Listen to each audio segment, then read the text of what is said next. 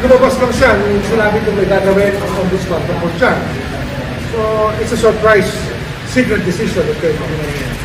Well, nobody was raising that issue before. Joel Villanueva kept quiet through all the years. Ombudsman Martinez never spoke about it.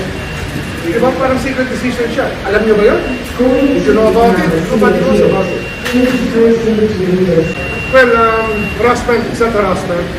It's something that everybody thinks to be still valid. That can turn out to be not valid anymore due to a secret decision. Dapat kasi, hindi naman na-publish yan, hindi yan nilabas. Nobody knew about it. Kahit sa scientists ko, hindi nila alam yan. Even dito sa atin, hindi know about it. Ngayon yung nila nilabas. So don't you call that a secret decision? Hindi ko alam eh. Basta it's a very mysterious decision.